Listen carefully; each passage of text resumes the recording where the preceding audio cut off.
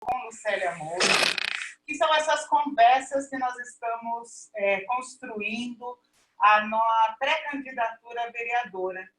E hoje a gente está com uma presença ilustre de muito conhecimento, que vai enriquecer muito o nosso debate a respeito de cultura, que é o Sérgio Manberti, ator, diretor e produtor cultural, que na gestão do presidente Lula trabalhou em vários departamentos do Ministério da Cultura, abrilhantando o nosso campo político com a sua experiência cultural. Manberti, eu gostaria que você falasse um pouco de você e desse trabalho, dessa sua atuação política que talvez nem todo mundo conheça. Tudo bem, boa tarde, então boa noite, na verdade, já. Estamos aí iniciando essa noitinha aqui na cidade de São Paulo, friozinho, né? Hoje veio de novo um friozinho gostoso, mas, de qualquer maneira, eu entrei em contato com você através do Aglai, que me solicitou e que eu participasse desse bate-papo com você, e eu fiquei muito feliz aí de estar participando de uma pré-candidatura proporcional, como a gente chama, né? Candidato a vereador, porque normalmente é para candidato a prefeito, mas eu tenho participado, eu sou militante, sempre tive participando das campanhas eleitorais em todos os níveis, municipal, estadual, federal, e participando desses encontros presenciais que a gente sempre costuma manter, mas também agora estamos explorando esse espaço virtual que tem sido muito importante para a gente, né? Para a gente se comunicar e a gente trocar experiências e a gente se unificar, né? E ter aí uma reflexão constante sobre o momento que a gente está vivendo e sobre como que a gente vai superar esse momento. E, certamente, eu acho que a área cultural vai ter um papel, como teve durante a resistência à ditadura militar em 64, a área cultural foi sempre esse espaço de resistência e de esperança, né? Esperança do Paulo Freire, de esperança, de utopia, no sentido de uma reconstrução realmente nacional a partir desses valores que a cultura celebra, né? Que são os valores da convivência, dos direitos, do eixo. São os três grandes eixos que nós trabalhamos no Ministério da Cultura: o eixo da criação, né, artística, que o Brasil é muito fértil em todos os níveis, a nossa diversidade cultural é extraordinária, e toda a pauta do nosso governo sempre foi sobre a diversidade cultural brasileira, não só sobre as linguagens artísticas, mas essa visão mais ampla da cultura, como todas as relações da sociedade, tudo aqueles valores que a sociedade vai construindo ao longo da sua história, né? As contribuições dos povos originários, dos povos indígenas, os povos de matriz africana, que trouxeram uma contribuição extraordinária para a nossa convivência na formação do povo brasileiro, né? Mas certamente os europeus, japoneses, orientais em geral, árabes, Brasil de todos os povos. A Erundina falava que São Paulo era uma espécie de era como o Brasil, né? Reunia todos os povos. O governo da prefeita Luísa Erundina foi cidade dos 1000 povos, entendeu? E é uma verdade, né? Então, a gente, quando está pensando agora nesse momento de retomada, vamos dizer, desse processo eleitoral, e a gente sabe que a primeira relação da gente é com o município, né? O município tem essa importância, é fundamental que a gente esteja voltado, então, de novo para as eleições municipais com um olhar muito atento e que a gente tenha candidatos, não só a nível da prefeitura. Nós temos aqui o Gilmar Tato, representando o nosso partido, né? Mas tem aí um conjunto de candidatos aí que estão se apresentando. Nós vamos ter que fazer essa disputa, né? E eu acho que a cultura vai ter um papel proeminente aí, entendeu? Porque ela vai falar justamente. A gente não pode esquecer que foi na administração da prefeita Luísa Erundina, e desde a fundação do Partido dos Trabalhadores, a cultura sempre esteve muito presente, muito próxima, entendeu? Só o fato dessa questão identitária que o Lula falou, de que era um partido de trabalhadores, né? Somos todos trabalhadores, na verdade. E os trabalhadores é que constroem os bens de uma nação, né? Não é o capital rentista, que é o tipo de desenvolvimento liberal que a gente está vendo aí nesse governo, cada vez mais valorizado, entendeu? Em detrimento, justamente, do trabalhador. O trabalhador foi totalmente precarizado. Agora, você veja, interessante também, eu fiquei muito atento aí ao Paulo Galo e ao movimento que ele fez agora aí, no sentido dos trabalhadores de aplicativo. Então, os trabalhadores informais, de repente, eles se constituem como um movimento muito importante, já além, aquém do movimento trabalhista já formal, dos trabalhadores sindicalizados, entendeu? Então, são novas frentes de lutas que se abrem, novas lideranças que surgem nessa luta pelos direitos, entendeu? E que isso está absolutamente dentro do campo cultural. São formas diferentes de você viver, de você conviver, de você trabalhar, entendeu? Então, num momento como esse que a gente está pleiteando aqui, a Prefeitura de São Paulo, outra vez, onde nós já ocupamos, historicamente, a primeira grande prefeita mulher, que foi Luísa Erundina, a primeira mulher que governou a prefeitura. Eu acompanhei todo o processo eleitoral e acompanhei a gestão de Luísa Erundina. Os secretários dela eram de nível ministerial, era Marilena Chaueira, Paulo Freire na educação, gente da maior categoria, entendeu? Aziz Absaber, gente, as contribuições que nós tínhamos no governo Luísa Erundina eram absolutamente fantásticas. Então, São Paulo foi vanguarda. E, mesmo assim, eu vi aquele preconceito terrível pelo fato de Luísa ser mulher, em primeiro lugar, e mulher nordestina, né? Então, isso... eu vi momentos assim, eu participei de momentos assim realmente constrangedores, porque a gente não imaginava que isso pudesse acontecer, não é? E e o preconceito é uma coisa muito dura, né? Porque ele não dói aqui, né? O preconceito ele dói no corpo, no coração, na alma, né? É uma coisa eminentemente cultural, né? Então, a gente vê a questão da exclusão em geral, a questão da homofobia, né? Da intolerância religiosa.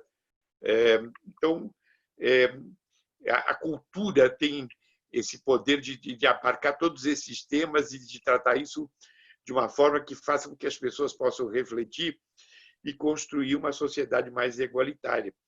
E São Paulo, mais do que nunca, está precisando disso, gente. Essa cidade nossa se desumanizou demais em todos os níveis. E o potencial que nós temos é muito grande.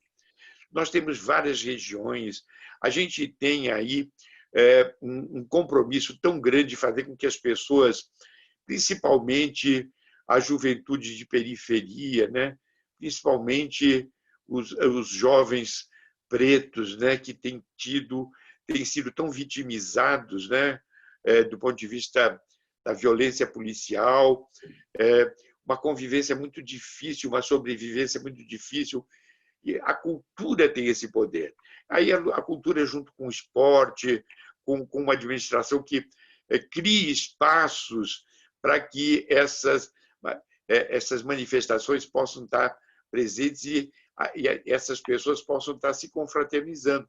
A gente viu o que aconteceu recentemente ali em Paraisópolis, né? Os meninos naquele baile funk, aquele massacre policial.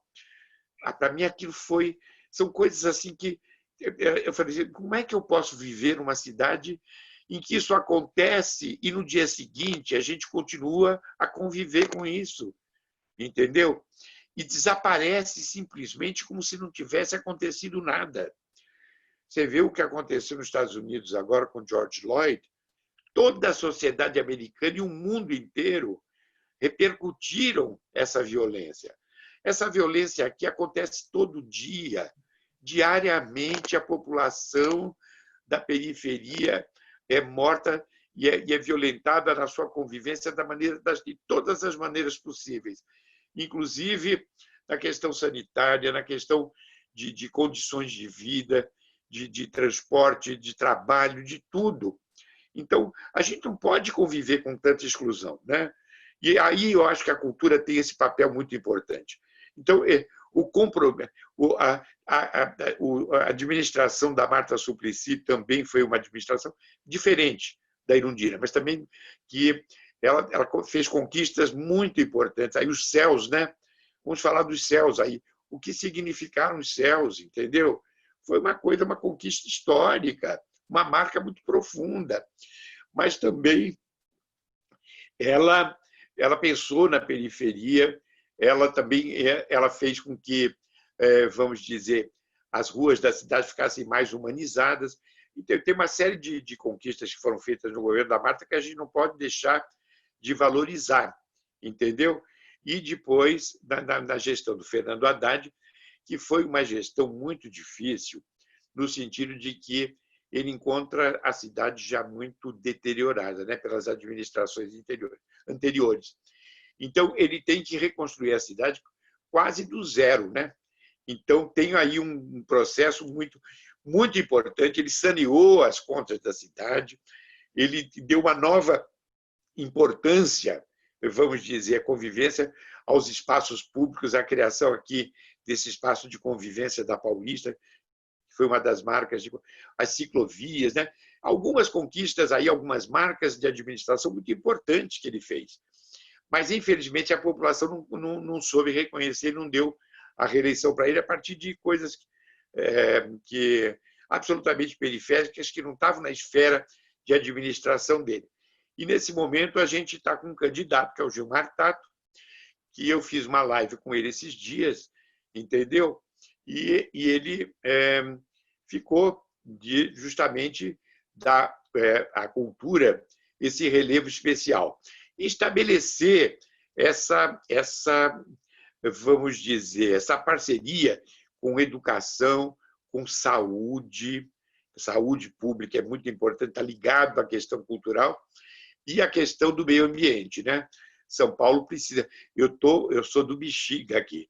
Eu estou participando dessa luta da criação do Parque do Bexiga aqui, em detrimento, vamos dizer, se faz aí numa zona de conflito aí com o Silvio Santos por causa das torres que ele quer enfiar ali no meio do Bexiga, ao lado do Teatro Oficina, né? Então fica parecendo que às vezes é uma questão corporativa, mas não é. É uma questão de bem-estar. A Bela Vista, ela é um microcosmo da cidade de São Paulo. Você fotografando a Bela Vista por cima, entendeu? Ela tem um formato de coração. E ela é vermelha ainda porque tem o teto das casas, entendeu? E aqui, então, tem muito operário que mora aqui, tem muito cortiço, tem uma população. Tem escola de samba, tem os teatros, tem toda a área de gastronomia, entendeu? E tem uma convivência muito harmônica de várias etnias e de várias classes sociais. Então, o Bexiga é um pouco parecido com... Tem um lado, a freguesia do Ó tem muitos pontos de contato aí com o Bexiga nesse sentido, pelas tradições também, né? Eu tenho um olhar muito especial com relação à freguesia do Ó, que eu considero também é um bairro histórico, né? Mas que tem, né, os punks da periferia, né? Que sou um punk da periferia, sou da freguesia do Ó. E aí a gente tem, de repente, a possibilidade, através do metrô, que a gente está se conectando também e está fazendo essa conexão entre o Bexiga e a freguesia do Ó, e vai até a Brasilândia, né? Então, a gente tem que começar a pensar, a gente tem que fazer com que a cidade que foi sequestrada, entendeu? Por governos que não olharam para essa convivência harmônica, entendeu? E fazer com que a cidade seja de todos, entendeu? E que é uma cidade para todos e que todos tenham esses direitos garantidos, tenham a sua segurança garantida. E aí, quando a gente fala de segurança, o investimento em cultura ele não passa a ser uma despesa, como muitas vezes é visto, mas ele é um investimento. E aí, você que vai ser a nossa vereadora, aí vai estar lá nos representando, você vai estar justamente dando esse respaldo para ao nosso candidato que possivelmente estará governando a cidade e que vai precisar do apoio do legislativo para que a administração possa realmente fazer as transformações e as mudanças que são necessárias, entendeu? Então, é um momento, embora a gente tenha uma situação muito adversa, eu diria que trágica, porque a gente vê que esse governo, cada dia, ele se coloca numa posição mais autoritária. Eu vou falar de duas coisas, de duas ou três coisas que aconteceram nessas últimas semanas. Todas as revelações sobre o esquema das fake news e do esquema do filho dele, né? Que são assustadoras, entendeu?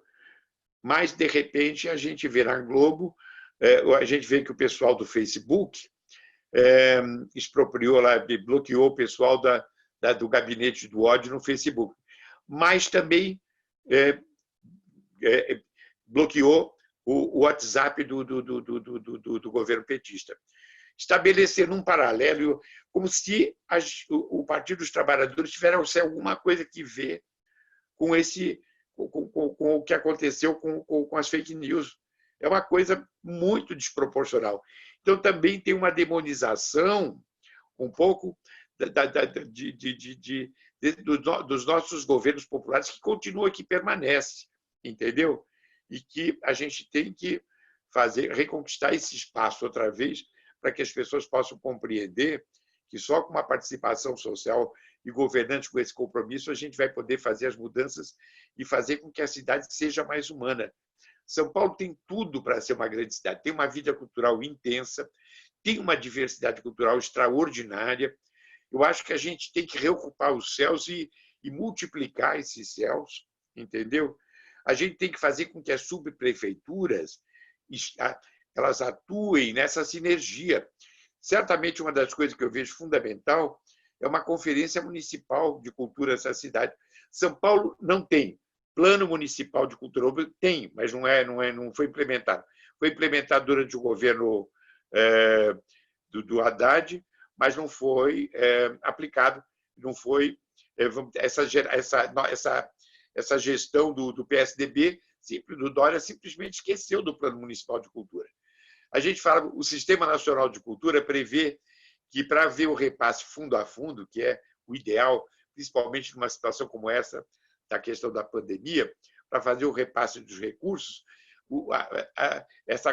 esse repasse fundo a fundo é o mais direto, o mais rápido, né? E a gente não tem nem conselho municipal realmente paritário com representação da sociedade, não tem o fundo de cultura, não foi regulamentado, e a gente não tem plano municipal de cultura sendo aplicado, entendeu? Só aí você veja que descompasso que está com relação a outras cidades e outras capitais brasileiras. São Paulo, que é a capital cultural do Brasil, gente. Como é que a gente pode conviver com isso? Entendeu? Então, tem uma série de missões aí, e eu acho que nós, da militância, temos que estar muito atentos nessas eleições. Eu vejo muitas vezes as pessoas um pouco desanimadas, porque tem a pandemia, tem todas as dificuldades, e o clima é muito adverso em vários aspectos, entendeu? Mas nós petistas somos de resistência. Então, a gente tem que saber que a gente tem que reconquistar esse espaço, e não é fácil essa reconquista, entendeu? Então, eu estou participando de várias lives aí, eu nem estou chamando mais de live, estou chamando de vivos. Estou fazendo dessas conversas ao vivo, né? Que eu chamo de vivo, para evitar o nome em inglês, né? Tudo é em inglês, né? Live, é backstage, é não sei mais o quê. Bom, em suma, a gente está... Eu estou estimulando as pessoas, aí o meu lado militante de militância cultural, a acreditarem que a gente pode mudar. E aí eu queria encerrar essa minha fala inicial falando da Lei Aldir Blanc. Como é que ela surgiu? A cultura foi a primeira a ser penalizada, porque já vinha sendo desmantelada violentamente desde o governo Temer, pelo seu papel crítico, entendeu? O Ministério da Cultura 2 vezes foi extinto durante o governo Temer. A gente teve ministros que não absolutamente desconstruíram tudo que tinha sido construído anteriormente. O Bolsonaro veio para botar pá de cal, entendeu? Não é sem razão que o Temer fala que o governo Bolsonaro é a continuidade do governo dele. Tragicamente é verdade, entendeu? Então, aí a gente entende melhor o golpe que foi dado nesse país contra as forças populares e democráticas, entendeu? Então, a gente tem aí também no plano político uma reconquista a ser feita, onde a cultura é grande aliada. A gente estava falando do golpe de 64, a cultura foi à frente de resistência, do qual participaram trabalhadores, estudantes, professores, tudo. Mas, na verdade, a cultura esteve na vanguarda desse processo, porque só existe transformação social a partir do processo cultural. A transformação se dá no contexto da cultura, entendeu? São as novas formas de você conviver, entendeu? O surgimento aí desses trabalhadores de aplicativo, a gente vê também o movimento dos trabalhadores sem terra, né? Nessa luta pela terra. Nesse momento, eles submergiram estrategicamente, porque eles viram que eles não tinham diálogo com esse governo, no sentido da ocupação do espaço, mas estão aí na luta pela questão ambiental, pelos produtos orgânicos, né, contra os transgênicos, e eles mantêm a sua... Eu vou ter um café com o MST na terça-feira, agora de manhã, e na minha gestão na Secretaria de Cultura, de Diversidade Cultural, eu fiz a formação de 300 lideranças no campo a partir do Teatro do Oprimido. Ou seja, o MST tem um universo aí de educação, por exemplo, para os filhos dos assentados, que é uma coisa exemplar. O Florestan Fernandes, nosso líder, né, vai fazer 100 anos agora. Temos que estar, um homem que veio do mundo do trabalho, né, um trabalhador, temos que homenagear esse homem. A gente tem que estar com essas presenças que iluminaram a fundação do Partido dos Trabalhadores, nos orientando e nos iluminando. E a gente tem essas lideranças que nós temos aí. A gente tem um homem chamado Luiz Inácio Lula da Silva, que é sempre essa fonte de inspiração e de resistência, né? E que está aí sempre muito firme, sempre se colocando muito publicamente como o grande democrata que é, e nos advertindo sobre isso, sobre aquilo, e certamente fazendo assim análises conjunturais.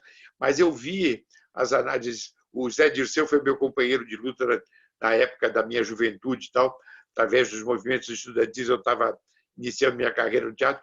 Eu tenho visto lives do Zé Dirceu absolutamente fundamentais. E, no entanto, esse homem, esse grande cidadão brasileiro, está condenado a 40 anos de uma forma absolutamente injusta, entendeu? Enquanto que outras pessoas que aí deveriam realmente estar condenadas porque cometeram crimes. Eu estava vendo aí a questão do José Serra, que foi levantada agora de novo, né? Os milhões e milhões e milhões, com a filha dele operando tudo isso, e nada acontece, entendeu?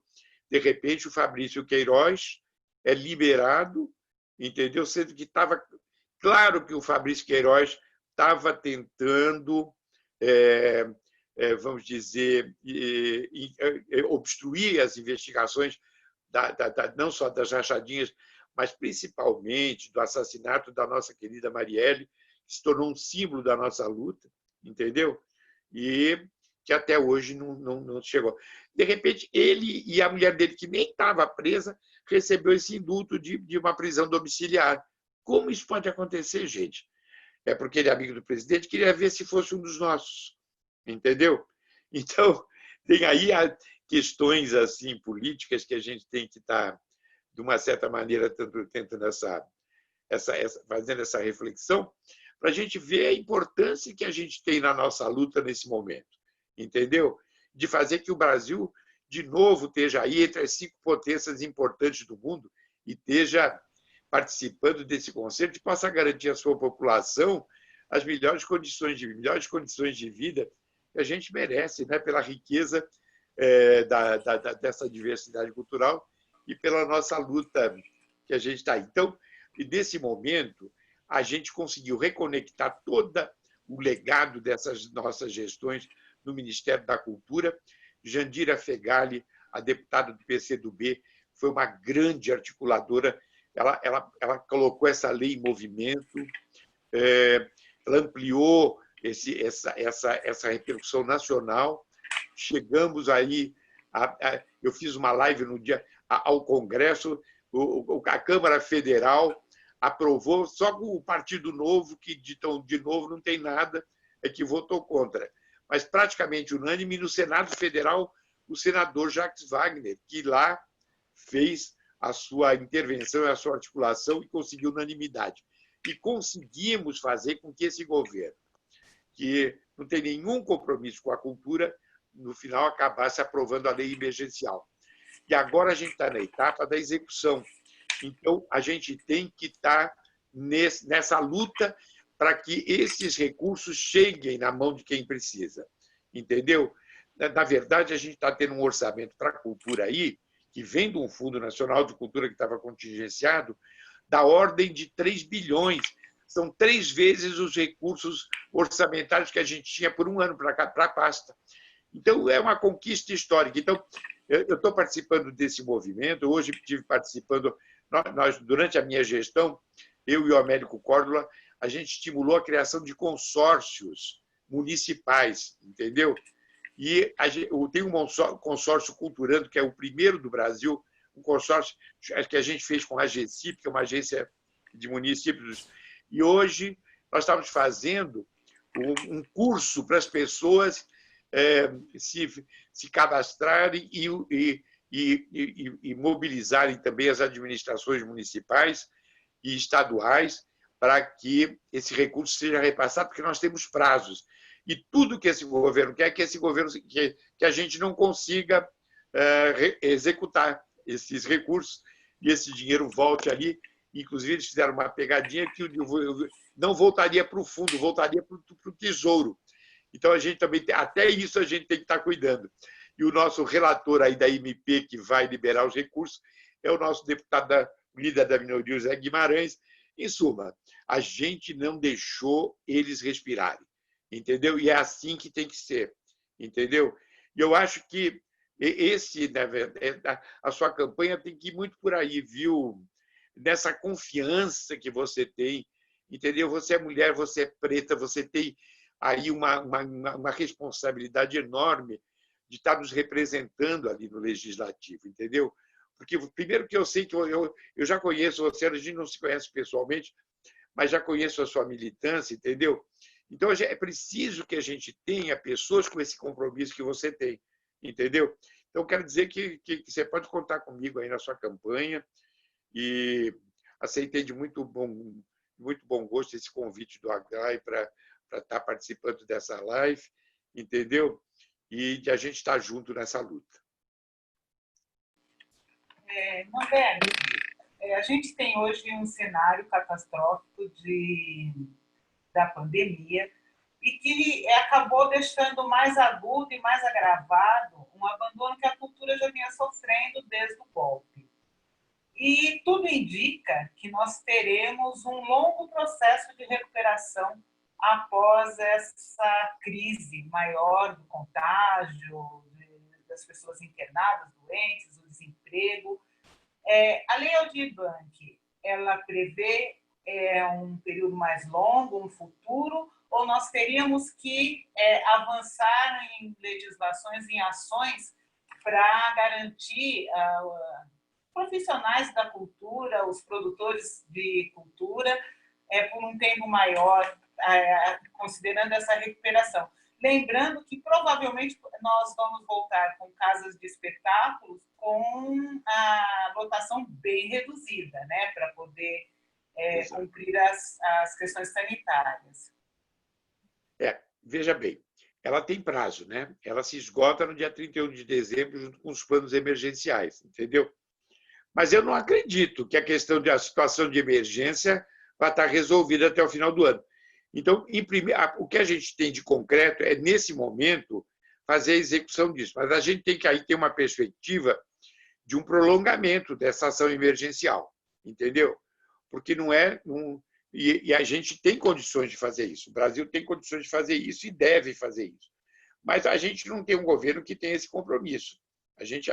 Então, isso também vai ser disputa e luta, entendeu? Então, nesse momento, tudo que eles querem é dizer para que dar dinheiro para eles se eles não conseguem executar, entendeu?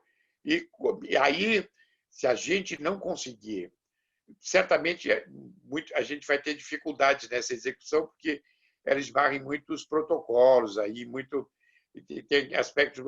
Mas a gente tem que fazer com que a maior parte desse recurso seja executada e o que não for executado volte para o Fundo Nacional de Cultura, porque a gente já teve aí, o Moro sequestrou uma grande parte dos recursos do Fundo Nacional de Cultura para o Fundo Nacional de Segurança, entendeu? Logo no início do governo, entendeu? Então, a gente tem que ter essa perspectiva de curto prazo, que é esse momento, mas a gente tem que começar a pensar a médio e a longo prazo, porque a crise é profunda, entendeu?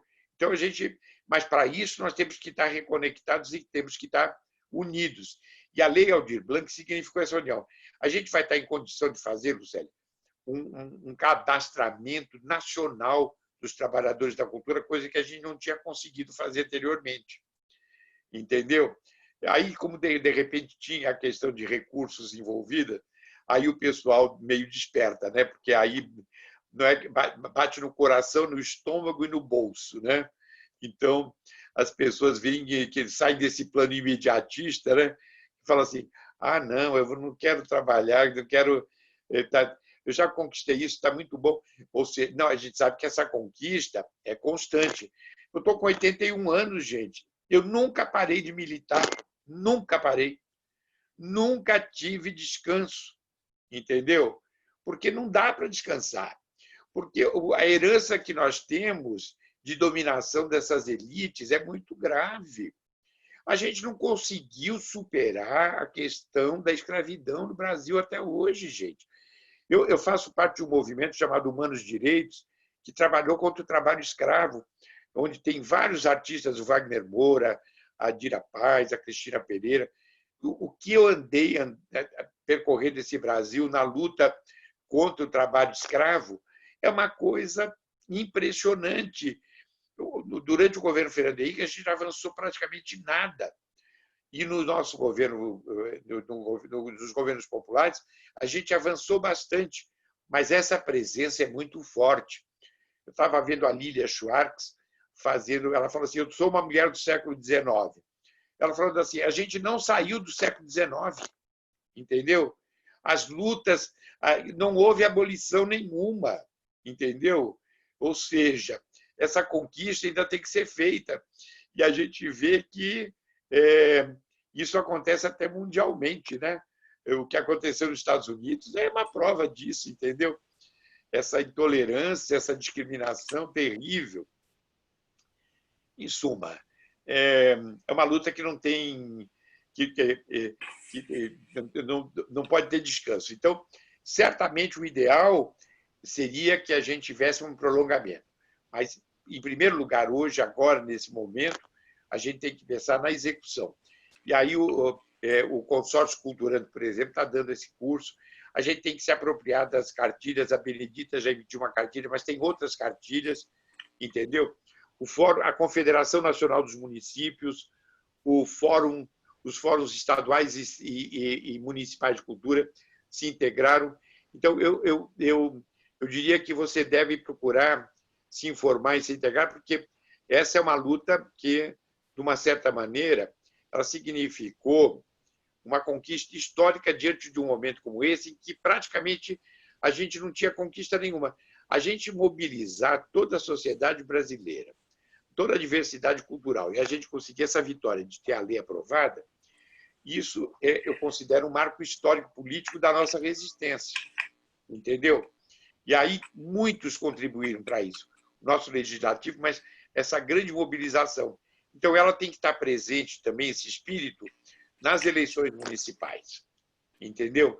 Então, para a gente pensar num futuro de eleições majoritárias para presidente, a gente tem que começar aqui.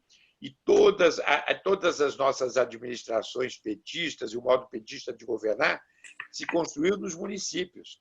É Porto Alegre, é São Paulo e outras cidades do Brasil que começaram a implementar a participação social sempre como legitimado orçamento participativo, que é uma coisa mais... O Fórum Social Mundial, entendeu?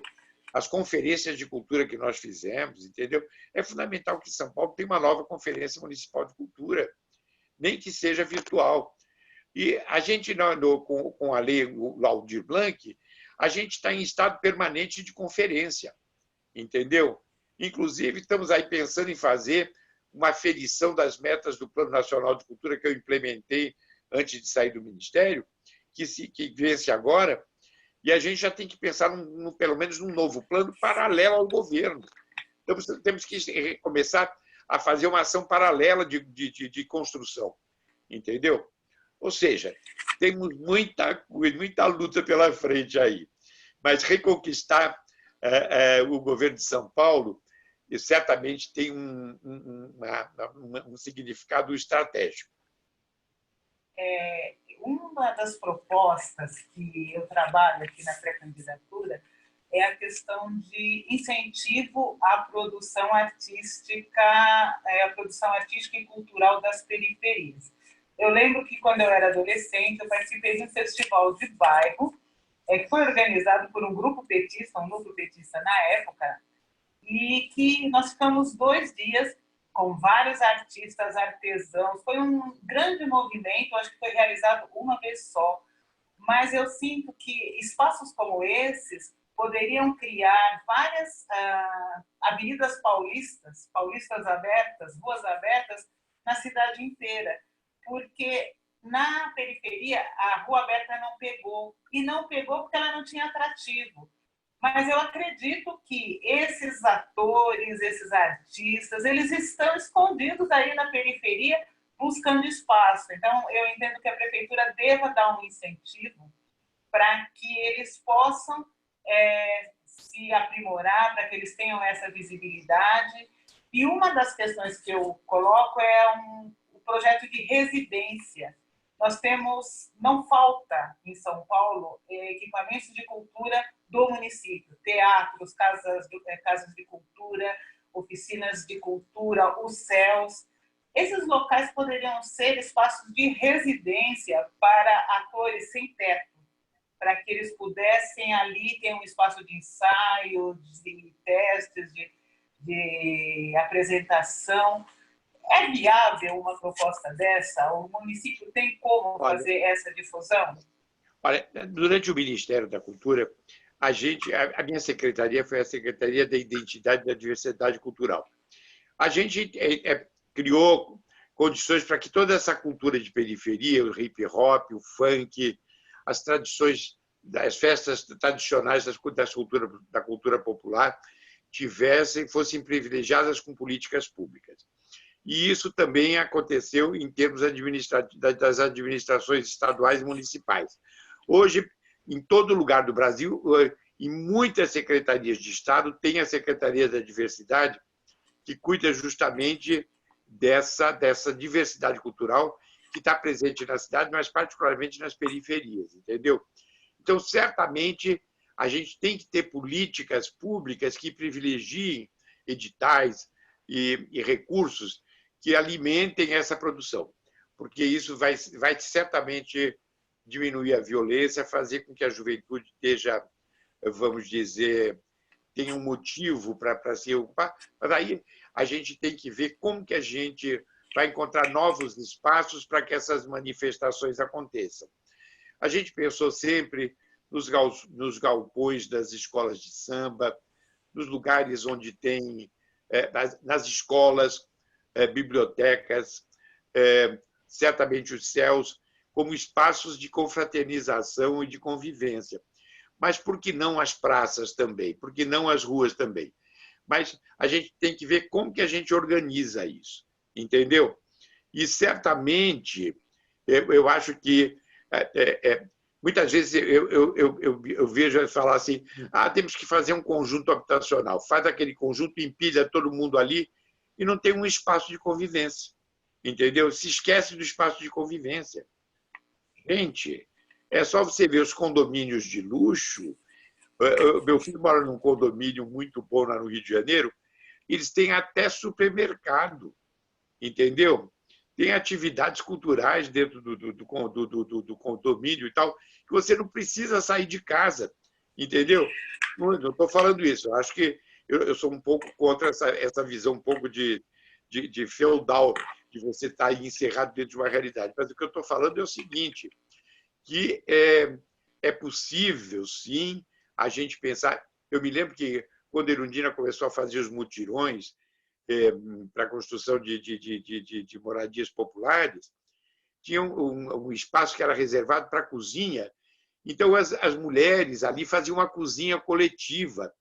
Então, elas cozinhavam coletivamente, uma experiência que eu achei maravilhosa. Em primeiro lugar, elas trocavam informações e as lavanderias também eram coletivas, entendeu? Então, e, ao mesmo tempo, tinha um espaço reservado para a convivência cultural, entendeu? Então, isso é muito importante, que se crie esses espaços junto das comunidades, para que as pessoas possam estar ali. Uma das coisas que o Paulo Betti e eu sempre lutamos nesse sentido foi que os diretórios municipais de cultura do PT se transformassem em centros culturais, entendeu? Porque aí as pessoas iam lá discutir política, mas também iam discutir cultura e iam ter o espaço de convivência. Então, o espaço dos diretórios não era só para ir lá discutir temas exclusivamente relacionados ao universo da política, mas que, junto com a política, também essa convivência tivesse preservada. Então, eu acho que a gente tem aí sedes importantes. A gente tem o exemplo dos SESCs, por exemplo. Como os SESCs hoje eles fazem um trabalho importante no sentido de convivência, entendeu? A gente tem que ampliar esses espaços de convivência e fazer com que a população não precisa, no caso do SESC, o SESC tem recursos muito altos, mas a gente pode fazer... Eu vi em Cuba, por exemplo, entendeu? Em bairros, as pessoas cederem espaços da sua casa para fazer exposições. Nos bairros de Cuba, a cultura respira em todos os ambientes das cidades e do estado cubano do país, entendeu? Até no campo, entendeu? Então, é importante, não precisa fazer um monumento de cimento armado aí para você ter a convivência, mas você pode ter quadras de escolas de samba, de bibliotecas. Você pode... Aí eu acho que a comunidade tem que se reinventar e ver como que ela pode aproveitar esses espaços. Mas eu concordo totalmente com você que a gente tem que fazer com que esse compartilhamento cultural esteja presente, não fazer com que a pessoa tenha que sair de lá da Vila Brasilândia para vir para a cidade para participar da virada cultural, por exemplo, entendeu? Essa virada tem que estar ali no bairro. Freguesia do Ó tem uma vida cultural e uma história fantástica, entendeu? Eu tenho certeza que a Brasilândia também, entendeu? Porque o nosso povo é muito criativo, gente. A gente vê as possibilidades são muito grandes, entendeu? Então, a gente tem que ter... Eu acho que a gente tem que se mirar um pouco nas nossas experiências e ampliar e recriar nesse novo momento, entendeu? Esses espaços de convivência e onde a cultura possa florescer e todos possam ter acesso a ela.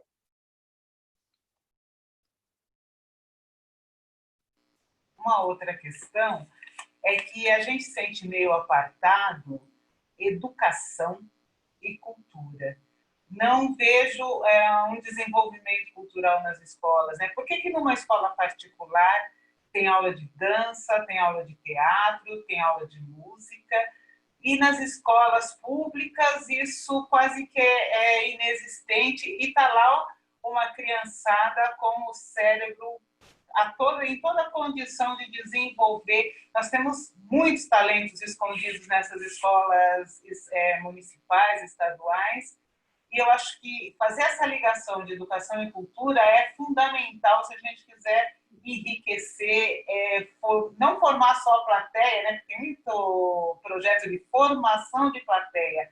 Eu acho que a gente tem que investir mais na formação de artistas. Eu acho que todos nós somos artistas, falta um espaço para a gente ter uma livre expressão, para se expressar, e é inclusive terapêutico. Eu acho que se a gente colocar esse tipo de disciplina no currículo, mas de forma séria, nós vamos ter um ganho educacional e de cura para essas crianças, né, que na maioria, assim, pelo menos as da periferia, têm histórias muito difíceis. Eu acredito que esse desenvolvimento artístico ele vai funcionar de uma maneira espetacular com essas crianças. Então, Lucélia, olha, a minha mãe foi educadora, né? Na época que eu estudei na escola pública, tinha uma integração muito grande entre cultura e educação. Porque o Ministério era o Ministério de Educação e Cultura. Mas, ao mesmo tempo, a cultura ficava sempre, era a prima pobre, né? Os recursos da cultura sempre eram menores. Mas, durante o nosso período nos governos populares, a gente viu que a cultura tinha um orçamento muito maior. E, quando a gente foi fazer o nosso Plano Nacional de Cultura, o primeiro, a gente entrou numa sinergia de construção com o Plano Nacional de Educação. A palavra cultura no Plano Nacional de Educação, isso numa gestão progressista como era do Fernando Haddad, entendeu? Era citada uma vez, entendeu? Então, existe uma incompreensão dessa sinergia entre cultura e educação. Teoricamente, todo mundo fala assim, cultura e educação andam juntas e tal. Mas, na hora do vamos ver, a educação, de repente, fica privilegiada, quando, na verdade, a educação é uma dimensão da cultura. É uma sistematização do processo de ensino, entendeu? Claro que ela não é pura e simplesmente um adestramento como os governos liberais e conservadores querem fazer. É preparação de mão de obra, não tem cidadania, entendeu? Mas nós sabemos que hoje também, quando a gente fala de cultura e educação, a gente não pode mais deixar de falar de comunicação, porque esse espaço virtual ele invadiu a nossa vida. Então, esse é um triângulo, eu diria que, com a questão da saúde pública, ela, de uma certa maneira, a gente tem uma mesa, não é mais um... Então, a gente viu que a questão da saúde pública ela passa a ser... Porque é preservação da vida, está tudo junto. Aí você veja que tem uma... A pandemia nos fez ver como é importante que um governo tenha esse cuidado com o cidadão, né? Então, mas certamente o processo mobilizador é o processo educação e cultura, tendo a comunicação como uma espécie de circulação da informação e fazer com que esses processos se agilizem e possam agir em benefício dessa preservação da vida. Então, certamente, passa por aí. Eu acho que, né, essa consideração que você fez é muito pertinente, porque eu também vejo com muita preocupação essa existe, é como se fosse assim, a cultura é mais ou menos, a educação é uma coisa, vamos dizer, mais nobre, entendeu? E então se estabelece um jogo de valores aí, hierárquico, que não é legal.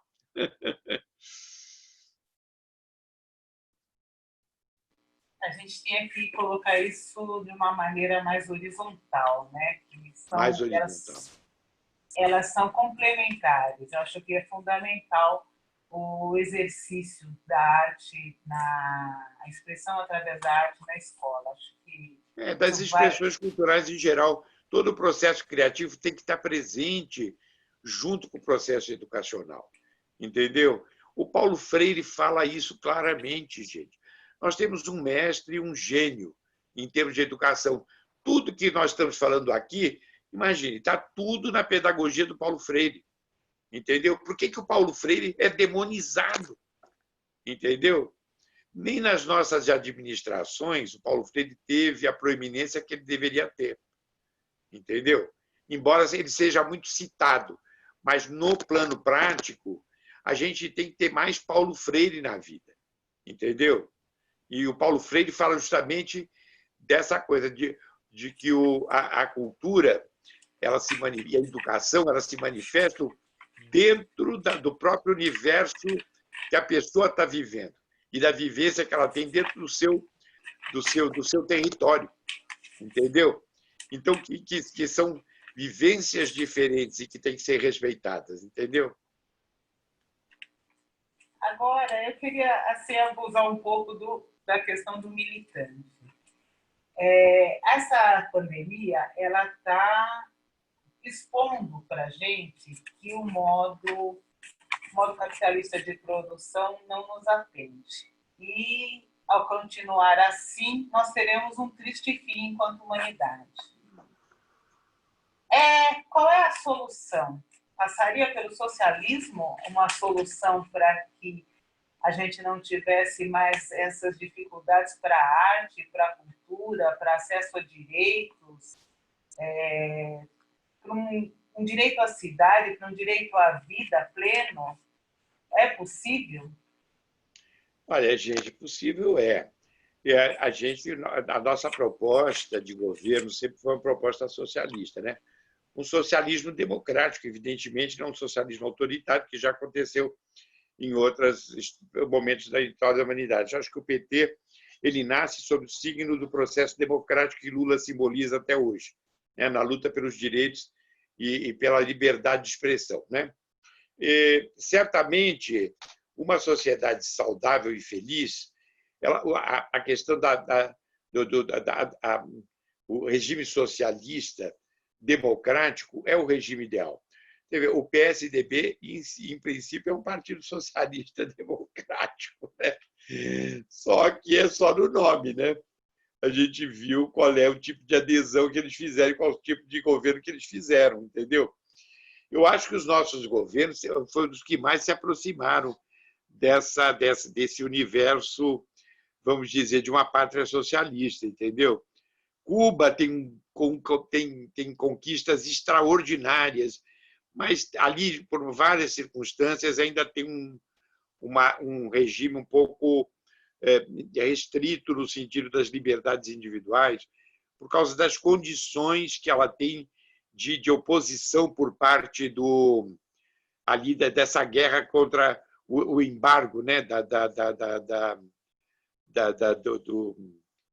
feito pelos Estados Unidos, né, das relações comerciais de Cuba, né? Mas não sei se você já esteve em Cuba. Cuba tem uma população muito parecida com a nossa, até são os povos de matriz africana que ali chegaram foram os mesmos que chegaram no Brasil. Então tem também as religiões, a santeria, que é o nosso candomblé, e Cuba tem uma vida cultural muito intensa, tem uma população preta muito linda, muito bacana, tem um universo musical muito parecido com o Brasil, tem muitos pontos de contato, né?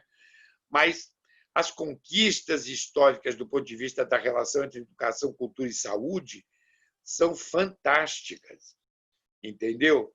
Certamente você vê que nem sempre, do ponto de vista consumista, o cubano tem lá essas roupinhas de moda, essa coisa da fashion e tal, mas a juventude cubana é uma juventude saudável, rica. Agora, a internet está fazendo parte da presença na vida deles, entendeu? E a vida cultural em Cuba é intensa. E tudo isso que você está falando faz parte do universo de convivência e dos espaços. Eu tive em Cuba uma vez, tinha uma exposição de pintura com quadros de pintores internacionais na casa de uma pessoa. que era uma casa um pouco maior, então ele cedeu o espaço da casa dele para fazer a exposição, não precisou de museu, entendeu? E a população podia usufruir disso dentro daquele espaço. Não precisou de nenhuma construção especial. Aquilo fazia parte da convivência, entendeu? Então, são coisas maravilhosas, entendeu? A música cubana é muito rica, os ritmos todos são muito parecidos com a riqueza, com a diversidade dos nossos ritmos também. Aqui, eles são grandes jazzistas. Alguns dos grandes músicos de jazz do mundo são cubanos, entendeu? Ou seja, Cuba, nesse sentido, é um exemplo de como a gente pode ter aí... Você veja o que significam os médicos cubanos, né? Trabalho extraordinário que eles fazem, gente. E agora até foram lá pedir socorro de novo para os médicos cubanos, né, que estavam aqui, foram mandados embora, né, por esse governo.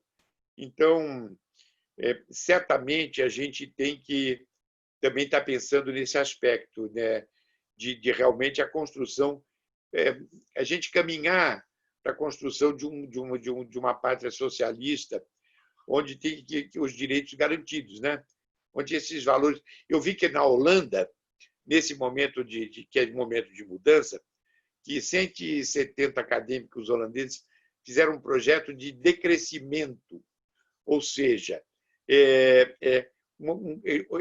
na verdade, é um crescimento mais lento, menos acelerado, mas levando em consideração os valores fundamentais do cidadão, ou seja, cultura, educação, saúde, tudo isso que a gente está valorizando aqui, entendeu? A questão de respeito ao meio ambiente. A gente viu que a natureza está revoltada, né? A gente viu que nesses dias que a gente teve aí na pandemia, as calotas polares deixaram de degelar, entendeu? Os passarinhos começaram a aparecer de novo na cidade, os micos, os animais começaram de novo a, de repente, entrar em contato com a sociedade, né?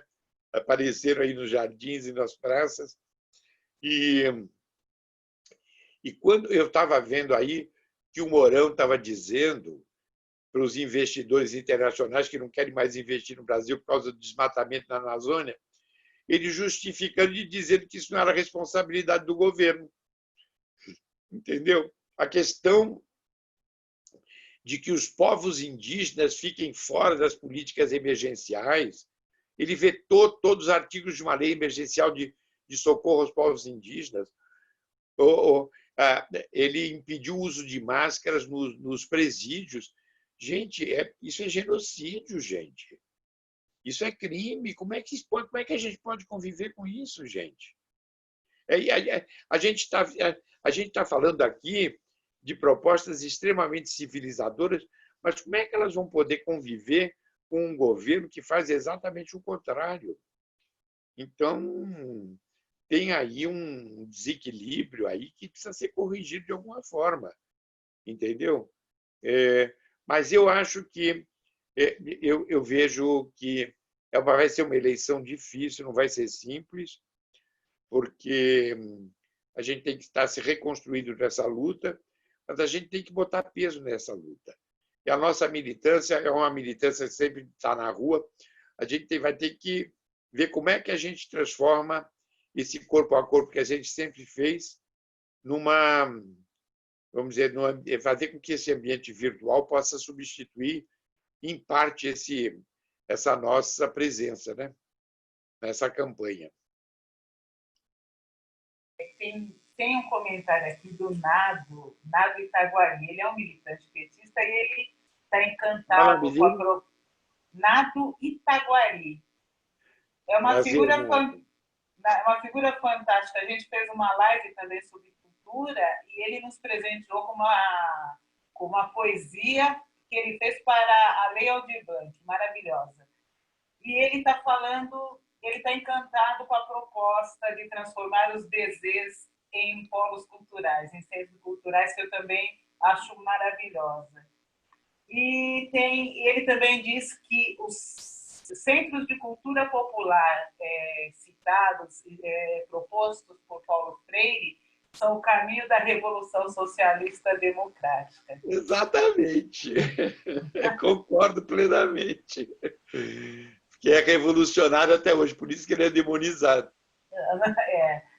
E assim, o que eu vejo que a gente tem, falando de arte, a gente está falando de uma transversalidade de direitos e de uma vida que é assim, seria a vida que todo mundo gostaria de ter, uma vida plena, feliz.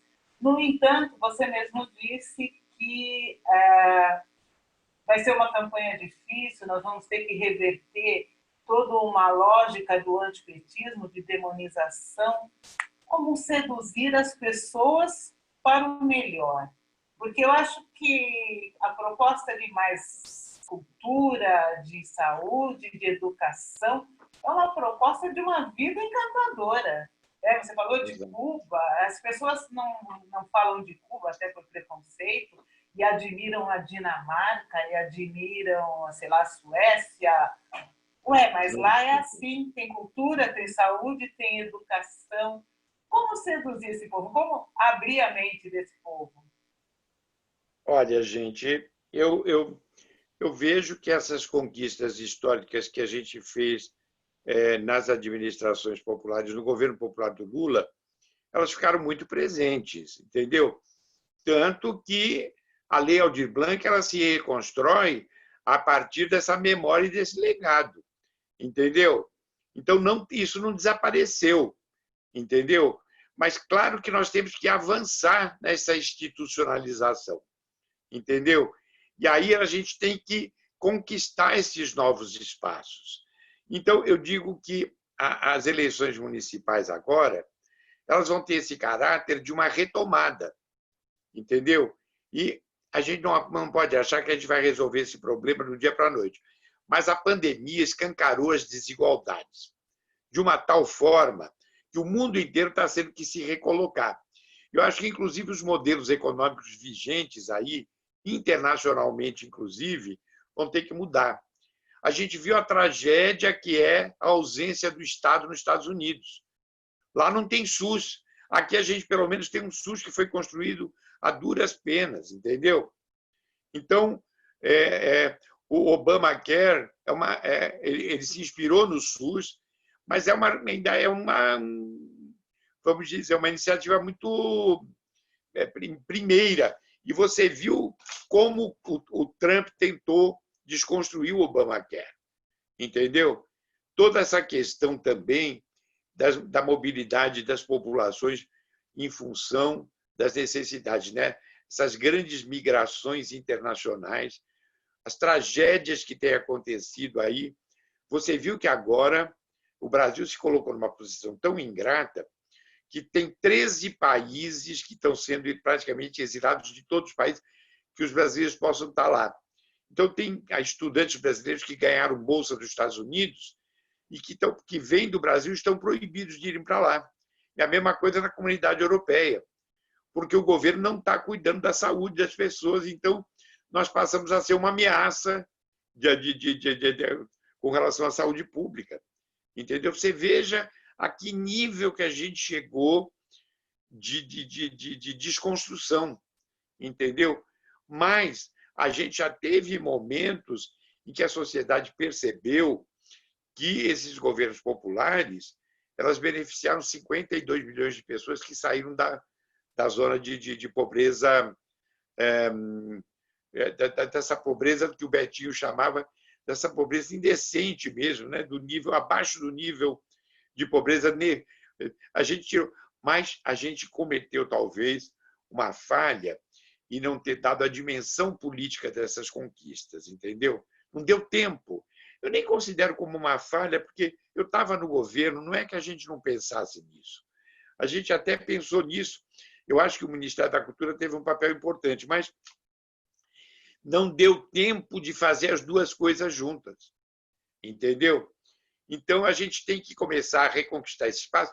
Quando falam assim, o PT não faz autocrítica, não é autocrítica, porque autocrítica fica parecendo aquele meia-culpa de você ficar...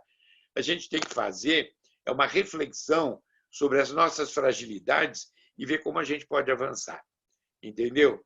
Eu acho que isso que é o fundamental a gente fazer, entendeu? Humildemente, e o Lula é o mestre nisso também.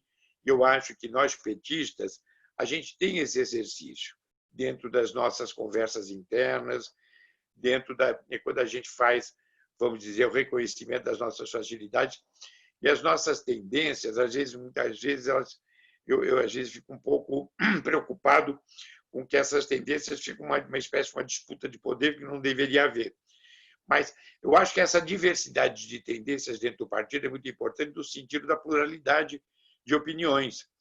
E a gente sempre converge depois para um momento de unidade, mas ela é sempre fruto de uma ampla discussão democrática, entendeu?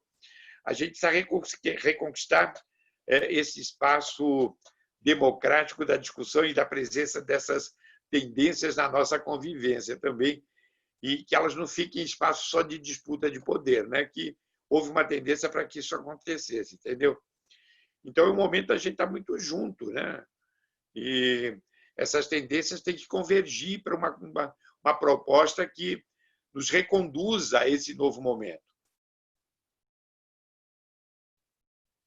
Eu costumo dizer, sempre falo nas minhas conversas, que o PT tem um DNA. Historicamente, ele tem o DNA de governar para o povo e de tirar direitos do papel e tornar realidade. Eu acho que essa é um discurso que a gente tem que fazer com o povo, porque nós temos todo o retrato, nós temos todo esse histórico, está aí para quem quiser ver.